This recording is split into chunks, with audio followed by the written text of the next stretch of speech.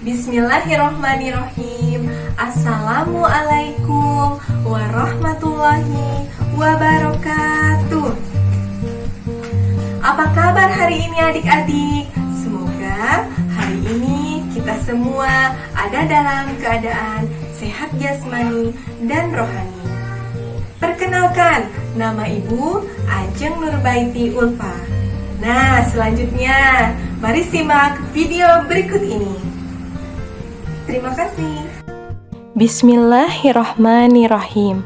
Assalamualaikum warahmatullahi wabarakatuh. Apa kabar hari ini adik-adik? Semoga hari ini kita semua ada dalam keadaan sehat jasmani dan rohani. Untuk materi hari ini, kita akan belajar materi kelas 4. Tema 7, Indahnya Keragaman di Negeriku. Subtema 3, Indahnya Persatuan dan Kesatuan Negeriku. Pembelajaran 1. Tujuan pembelajaran hari ini sebagai berikut. 1. Setelah mencermati teks bacaan yang disajikan, siswa mampu menuliskan kata sulit dan arti dari teks bacaan dengan cermat. 2. Setelah berdiskusi, siswa mampu menuliskan pokok pikiran setiap paragraf dalam bacaan dengan rinci. 3. Setelah melakukan percobaan, siswa mampu menjelaskan tentang gaya magnet dengan tepat. 4. Setelah melakukan percobaan, siswa mampu menjelaskan tentang gaya gravitasi dengan tepat. Mari kita baca teks berikut. Supaya tetap rukun, mari lakukan sikap ini. Negara Republik Indonesia memiliki adat, budaya, dan agama. Adat dan budaya setiap daerah unik dan berbeda dari daerah lain. Agama yang dianut penduduk pun beragam. Dengan perbedaan itu, bagaimana kita dapat menjaga kesatuan bangsa? Nah, untuk menjaga kesatuan bangsa dan supaya tetap rukun, mari kita lakukan sikap-sikap berikut. Salah satu sikap yang harus dilakukan yaitu adanya toleransi dan saling menghormati dalam menjalankan ibadah. Bagaimana perwujudannya? Salah satu perwujudannya, kita tidak boleh menghina teman yang berbeda agama. Selanjutnya, saat teman kita sedang beribadah, kita tidak boleh mengganggu mereka. Sikap lain yang harus dilakukan yaitu menghargai kebudayaan dari berbagai daerah di Indonesia. Negara kita kaya akan berbagai kebudayaan daerah. Kita boleh membanggakan kebudayaan daerah sendiri, namun kita juga harus menghargai dan ikut melestarikan kebudayaan daerah lain. Jadi, untuk mempertahankan persatuan dan kesatuan NKRI, bagaimana sikap kita? Kita harus saling menghargai, menghormati, dan menyayangi orang lain meskipun berbeda agama, suku, dan budaya. Sikap itulah yang harus selalu kita tanamkan pada diri kita. Nah, adik-adik, adakah kata sulit yang kalian temukan pada bacaan teks tersebut? Jika ada, mari kita bahas bersama-sama. Kata sulit pertama yaitu adat. Artinya, perbuatan atau kebiasaan yang dilakukan sejak dahulu.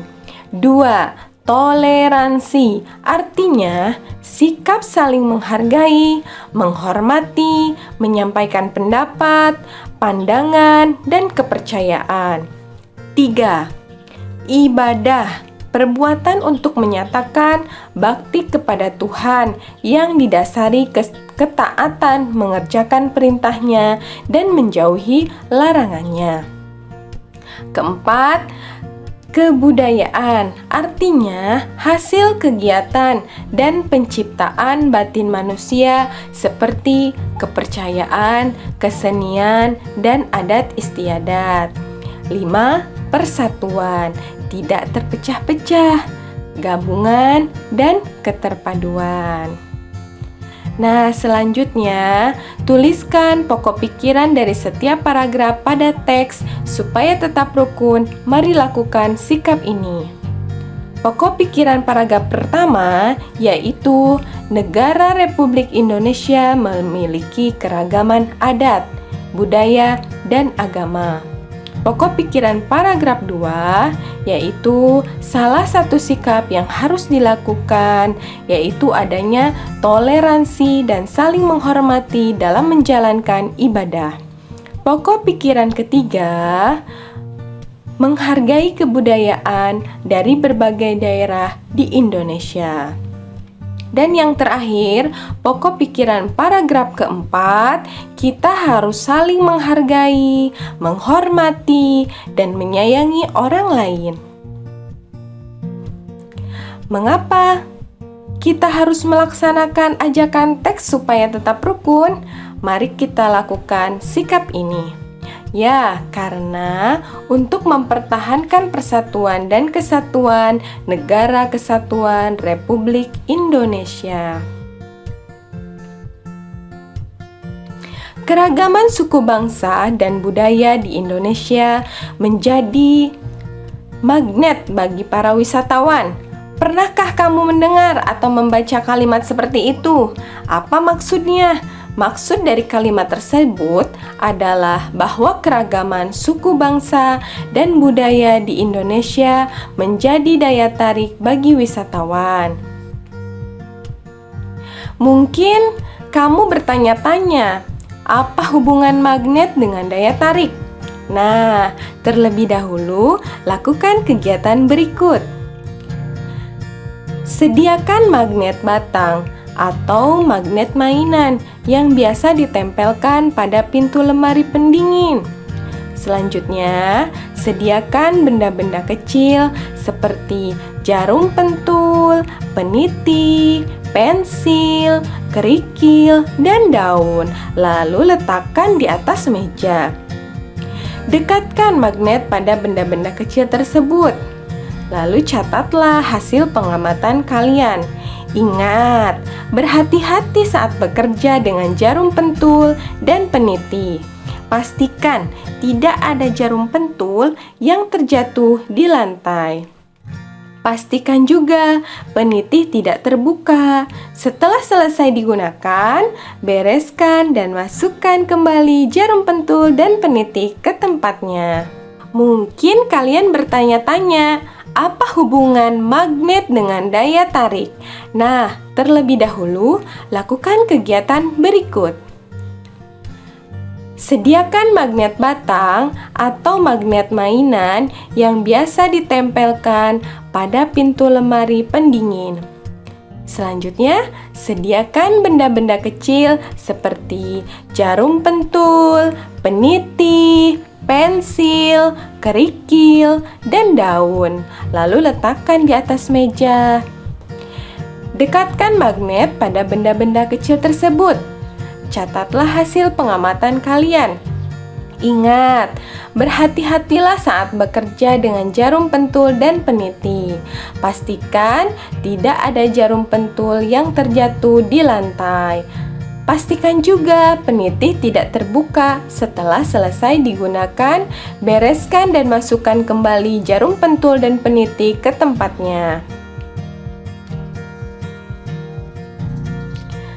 Dari percobaan tersebut, apa yang terjadi saat magnet didekatkan pada benda-benda kecil yang kamu sediakan? Yang terjadi yaitu ada benda-benda yang dapat ditarik oleh magnet dan ada juga benda-benda yang tidak tertarik oleh magnet. Benda apa yang dapat ditarik oleh magnet? Ya, benda yang dapat ditarik oleh magnet yaitu jarum pentul dan peniti. Benda apa yang tidak dapat ditarik oleh magnet? Benda yang tidak dapat ditarik oleh magnet yaitu pensil, kerikil, dan daun. Hasil percobaan dari kegiatan yang telah dilakukan, ternyata jarum pentul dan peniti dapat ditarik oleh magnet, sedangkan pensil, kerikil, dan daun tidak dapat ditarik oleh magnet. Mengapa dapat ditarik oleh magnet?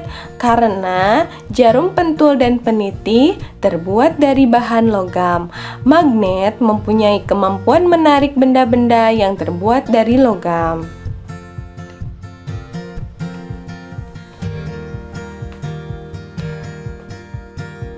Nah, selanjutnya lakukan kegiatan berikut.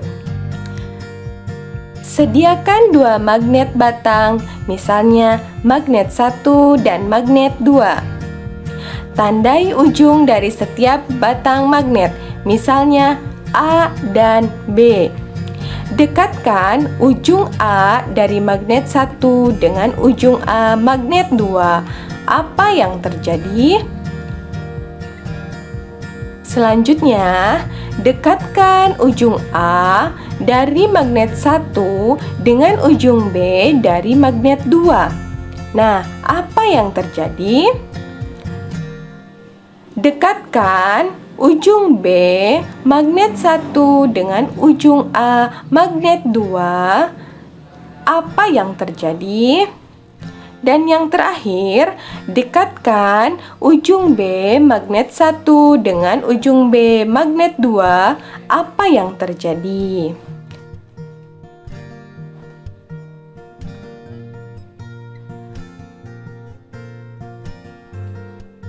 Perlakuan yang pertama, ujung A magnet 1 didekatkan dengan ujung A magnet 2, maka dihasilkan kedua ujung magnet saling menolak.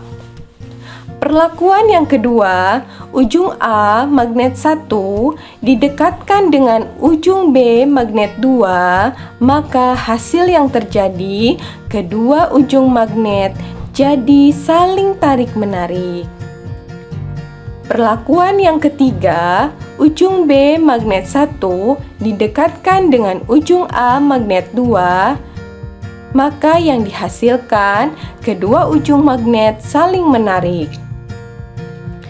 Dan yang terakhir, perlakuan yang keempat, ujung B magnet 1 didekatkan dengan ujung B magnet 2, maka dihasilkan kedua ujung magnet saling menolak. Sebuah magnet mempunyai 2 ujung berlawanan. Ujung magnet biasanya disebut dengan kutub. 2 kutub magnet yang berlawanan itu disebut kutub utara dan kutub selatan. Nah, jika 2 buah magnet didekatkan pada kutub yang sama, kedua magnet akan tolak-menolak. Sebaliknya, jika 2 buah magnet diletakkan atau didekatkan pada kutub yang berbeda, kedua magnet tersebut akan tarik-menarik. Interaksi 2 magnet, misalnya dengan didekatkan, akan menimbulkan gaya. Gaya itu disebut gaya magnet. Jadi, gaya magnet adalah gaya yang dihasilkan ketika 2 magnet atau lebih saling berinteraksi.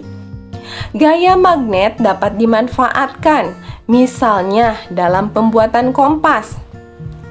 Kompas adalah alat petunjuk arah utara dan selatan. Pada kompas terpasang sebuah magnet berbentuk jarum. Jika diletakkan mendatar, jarum kompas akan selalu menunjuk arah utara dan selatan. Selanjutnya, lakukan kegiatan berikut. Siapkan sebuah uang logam. Keluarlah dari dalam kelas menuju halaman sekolah atau lapangan yang lebih luas. Pegang uang logam yang telah kamu persiapkan, lalu lempar kuat-kuat ke atas. Perhatikan arah lemparan agar tidak mengenai teman atau bangunan yang dekat dengan kamu. Apakah yang terjadi setelah kamu melempar uang logam itu? Catatlah hasil dari kegiatanmu. Ulangi sebanyak 5 kali. Nah, hasil percobaannya, ketika uang logam dilempar ke atas, maka uang tersebut akan jatuh kembali ke bawah.